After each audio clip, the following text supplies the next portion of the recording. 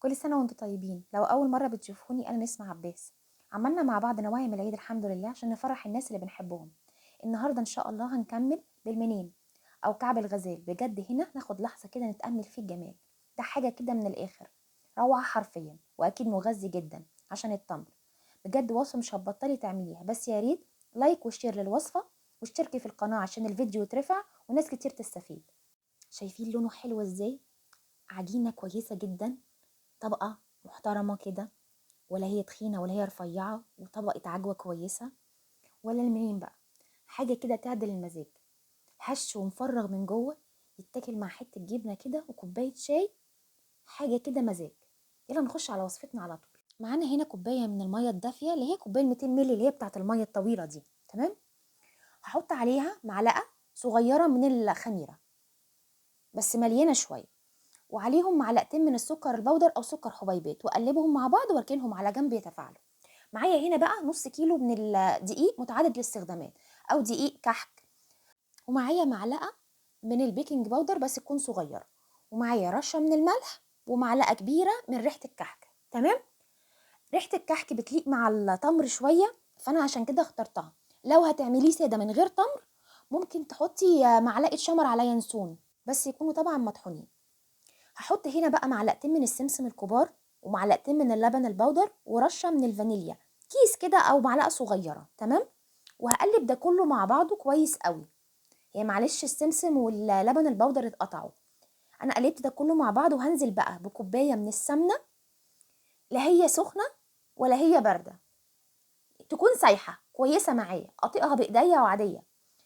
هبتدي اقلب بقى ده كله مع بعضه، بس بقى مش تقليب، انا ابس كويس قوي. دي مبسوسة، قرص مبسوسة، طعمها بيبقى يعني فوق الروعة. والبس ده أهم خطوة في العجينة كلها.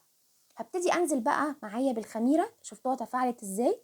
أنا بنزل بالمية شوية شوية عشان العجينة بتختلف من دقيق لدقيق، ممكن أحتاج الكوباية كلها وممكن ما أحتاجهاش، بس أنا الدقيق بتاعي احتاج الكوباية كلها اللي هي 200 مللي. تمام.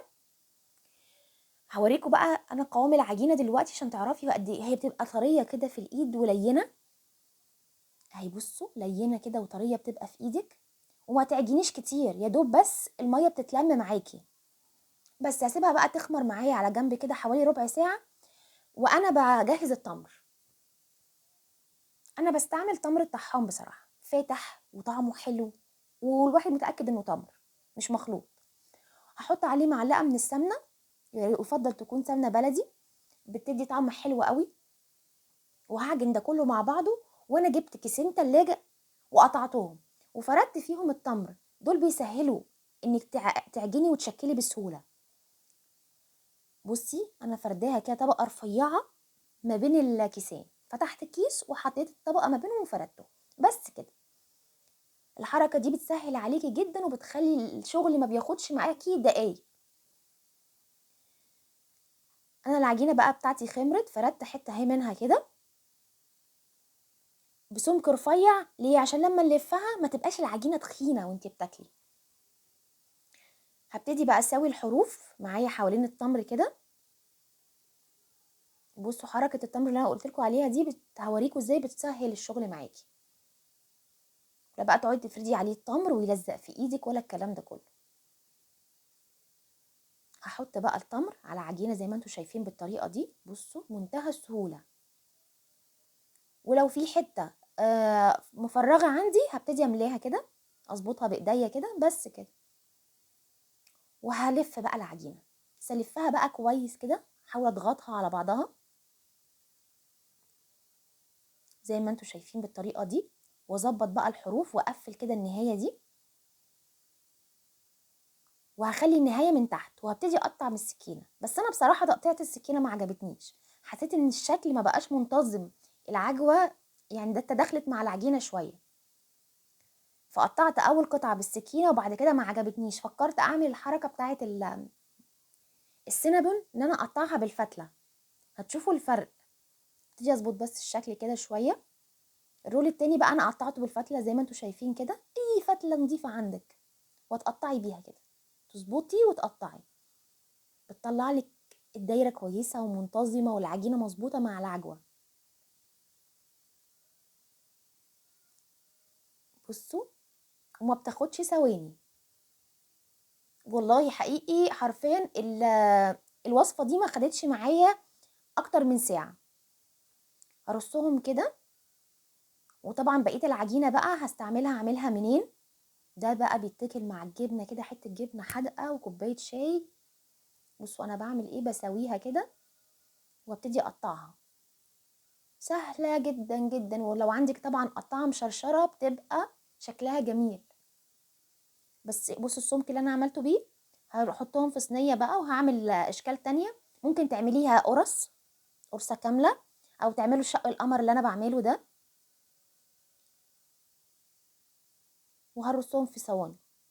هبتدي بقى اجيب بضايه ورشه من الفانيليا او كيس فانيليا، وهقلب البيضه كويس، وهجيب الحروف بتاعه الكعب الغزال ده وهدهنها. هنا البيضه دي هتعمل زي الغيره، هنلزق بيها السمسم اللي بيبقى على سطح كعب الغزال. بصوا كده، ومش هتحسي بطبقه البيض دي ابدا حقيقي والله، ولا كانها محطوطه. بس حطي كيس فانيليا كويس، يعني نوعيه كويسه. وانا مستعمله بيض احمر، مش مستعمله ولا بيض بلدي ولا بيض ابيض. بس انا هكمل الباقي كده بقى مع نفسي،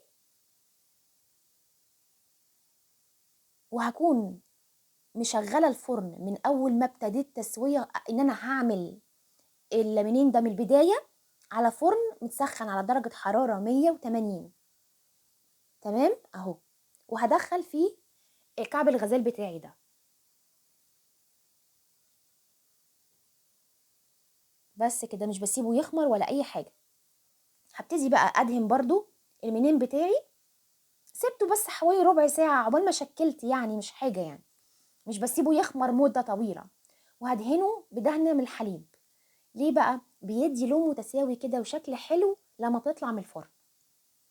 برضو دخلته على حرارة 180، ما خدش 10 دقايق وطلع بالجمال ده بقى شايفين؟ بصوا قد ايه يعني، مش قادرة اقول، مش قادرة اوصف. لحظة صمت بجد. حاجة كده مغذية، بتدي الاطفال حاجة حلوة الصبح. بصوا مفرغ من جوه ازاي. بجد مش هتبطلي تعملي الوصفة دي، مظبوطة جدا جدا جدا. دي وصفة جدتي الله يرحمها. يا رب يكون عجبتكم وصفات العيد، واستنوني في وصفات كتير جاية. وباي باي.